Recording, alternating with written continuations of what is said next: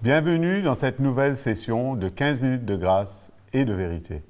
Allons ouvrir notre cœur et adorer le Seigneur avant d'écouter sa parole.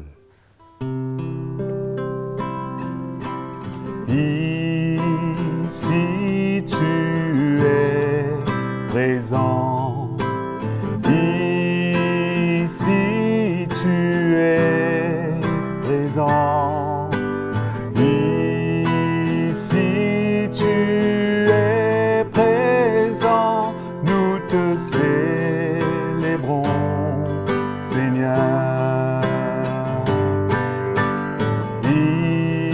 Ici tu es présent, ici tu es présent, ici tu es présent, nous te célébrons, Seigneur. Gloire, alléluia, gloire, alléluia, gloire, alléluia, nous te célébrons, Seigneur, nous te célébrons, Seigneur, nous te célébrons, Seigneur. Allons maintenant ouvrir notre cœur à sa parole.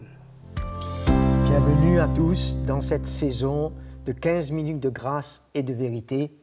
Et le Seigneur nous fait la grâce de pouvoir nous retrouver autour de sa parole. Nous continuons, bien entendu, avec le thème que je vous rappelle, comment vivre dans la victoire. Et le sujet d'aujourd'hui, c'est toujours vivre au-delà du voile, la deuxième partie, et nous parlerons concernant la vie de l'esprit. C'est ça la perspective que le chrétien devrait avoir, le but, c'est d'arriver à vivre une vie de l'esprit, pour vivre dans la victoire. Concernant ce que nous avons parlé dans la session précédente, quand le chrétien est né de nouveau, la Bible nous dit que le voile fut enlevé et il a pénétré au travers de ce voile qui est le voile de la chair, de la mort de Jésus-Christ à la croix. Et le but, c'est afin qu'il vive une vie de l'esprit. Alors, nous voyons qu'il y a deux choses qui peuvent être obstacles dans la vie du croyant. C'est une vie de routine, une vie religieuse, une vie d'habitude, comme vivait le peuple d'Israël devant le voile à l'époque. Et c'est ça le danger qui peut nous guetter le chrétien. Et la deuxième, c'est de vivre une vie selon la chair au lieu celle de l'esprit. Les deux sont des obstacles qui peuvent voiler, qui peuvent handicaper le croyant. La routine, la vie religieuse et une vie selon la chair. Et c'est une nouvelle vie de l'esprit que nous pouvons nous attendre au-delà du voile. Comme nous lisons dans Romains chapitre 7, verset 6, il nous dit maintenant, concernant la loi, nous sommes dégagés de la loi, car nous sommes morts à ce qui nous tenait captifs, en sorte que nous servons sous le régime nouveau de l'esprit. C'est ça que Dieu s'attend, hein, le régime nouveau en nous de l'esprit. Et non plus sous le régime de la lettre, plus de loi en nous, plus cet état d'esprit pour nous conditionner, mais vivre libre de cela, vivre selon notre cœur, vivre selon l'esprit de Dieu. C'est ça la vie de victoire, mes frères et sœurs, que nous voulons avoir en perspective et comme but. Et concernant la vie selon la chair, également, qui peuvent faire obstacle à une vie de l'esprit, nous lisons dans le chapitre 8 toujours en Romains, le verset 5. En effet, ceux qui vivent selon la chair ont les tendances de la chair. C'est ça qu'ils désirent. Et là, il parle aux chrétiens, à l'Église. Tandis que ceux qui vivent selon l'Esprit ont celle de l'Esprit. C'est un choix. Avoir les tendances de la chair, c'est la mort. Voilà où ça aboutit. Avoir celle de l'Esprit, c'est la vie et la paix pour le chrétien. C'est une autre vie. Et mon but, c'est de nous encourager à avoir clairement ce but dans notre cœur, dans notre vie chrétienne, pour atteindre cette victoire. La maturité automatiquement va s'en suivre de plus en plus, afin de porter les fruits de l'esprit librement. Et nous vivrons de plus en plus une vie victorieuse dans l'esprit, sur la chair, sur le péché, sur le monde. Et tous ces sujets, nous aurons l'occasion de développer dans les prochaines sessions. Car celui qui vit selon ce qu'il veut, selon ses désirs, ce sera la défaite. Quand si la chair ou un esprit de l'homme nous domine, nous serons malheureux en tant que chrétiens. Mais nous voulons la victoire. Nous voulons être au-dessus de toutes ces choses parce que Jésus-Christ nous a donné la victoire par sa mort et sa résurrection. Dans Galates chapitre 5, il nous dit, dans le verset 16, je dis donc, marchez par l'esprit et vous n'accomplirez pas les désirs de la chair. C'est un choix. À nous de décider quelle marche, de quelle manière nous voulons faire.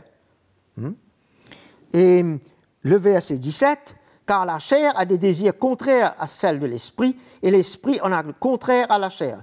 Ils sont opposés l'un à l'autre, afin que vous ne fassiez pas ce que vous voudriez. Vous voyez?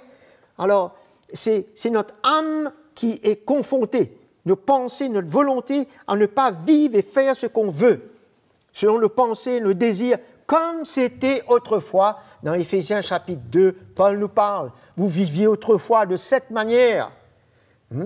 Et cela a porté à la rébellion dans nos vies. Mais aujourd'hui, c'est une vie de soumission à l'Esprit de Dieu, pour que lui fasse son œuvre entièrement en nous.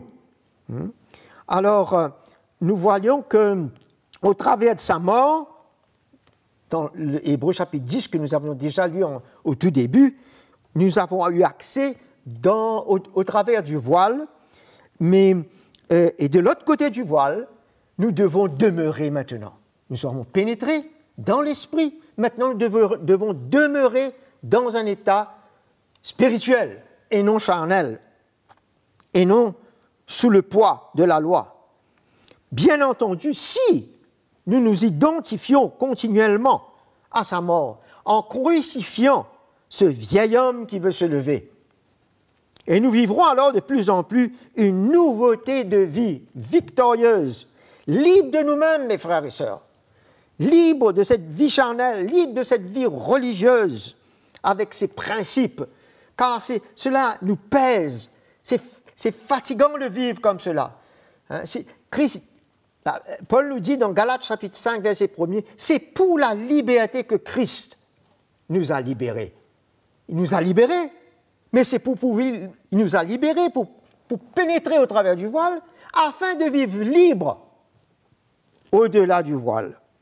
Alors, allons viser comme but cela, et prêts à offrir notre vie au Seigneur et à l'Esprit de Dieu qui habite en nous, pour accomplir ce qu'il désire.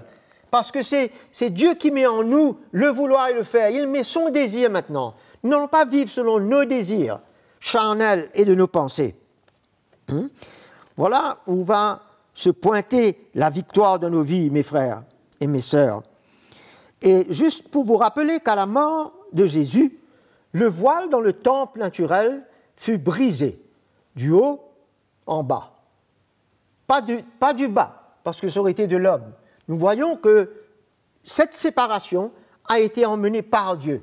Bien entendu que c'était dans le naturel, c'était une représentation dans le tabernacle ici-bas, mais pas moins vrai. Par la mort de Jésus, au travers du voile de sa chair, le voile fut brisé d'en haut. Dieu a mis une fin à cet état de vie sous la loi pour pouvoir pénétrer sa présence maintenant dans la liberté. Et cette porte s'est ouverte. Il y a un chemin qui s'est ouvert maintenant. Nous parlerons de ça dans la prochaine session. Mais c'est pour dire que cela arrive à travers un déchirement, un brisement. C'est pour ça que Dieu veut nous emmener dans le brisement, que nos cœurs se déchirent devant lui. En acceptant cette œuvre de mort, c'est un déchirement dans nos vies, frères et sœurs. Beaucoup de fois, ce n'est pas facile, que ce soit dans nos relations et dans les circonstances que nous faisons face, dans les épreuves. Nous ressentons que nous avons besoin d'accepter cette condition de mort en nous identifiant à Jésus. Et cela nous coûte. C'est un déchirement. Il veut briser ce cœur, le déchirer. Et en même temps, nous donner la victoire sur notre chair. Et nous pouvons dire aussi que notre chair connaîtra un déchirement, afin qu'elle ne prenne plus le dessus, qu'elle n'ait plus la force de nous contrôler. Okay? C'est un déchirement à tous les niveaux, représenté par cela. Et sans oublier, si nous pouvons nous rappeler de cette femme qui avait brisé ce vase d'albâtre sur Jésus avant qu'il aille à la croix, nous comprenons à travers ce geste le brisement que Jésus allait faire face pour nous, qui était représenté, mais ce brisement avait un parfum. Et ce parfum se répandait. Car ce parfum d'albâtre se répandait dans toute cette chambre. Mais là, c'est dans nos vies que cette nouvelle vie en Christ va se ressentir.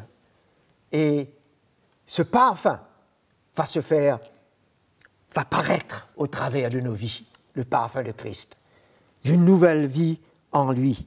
C'est ça la vie de l'Esprit que nous désirons et que nous visons et que nous, devant le Seigneur, nous demandons, Seigneur, emmène-moi sur cette route. Brise-moi et que ce soit ton parfum qui apparaisse et non le parfum de ma chair. Et nous bénissons le Seigneur pour cette grâce, car c'est lui qui est capable de le faire. Nous ne sommes pas capables. Nous avons un parfum qui gêne nous-mêmes et ça gêne les autres.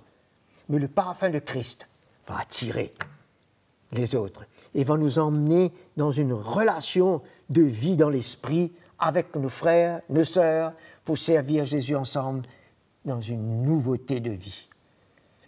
Je suis content de avoir passé ce petit moment avec vous et je vous donne rendez-vous à la prochaine session. Le Seigneur vous bénisse. Quelle grâce d'avoir entendu la parole de Dieu. Nous vous encourageons à aimer et à partager ce message et à vous abonner sur notre chaîne YouTube. Vous pouvez nous écrire à l'adresse affichée sur votre écran et de nous faire part de vos expériences, questions et témoignages. Que Dieu vous bénisse.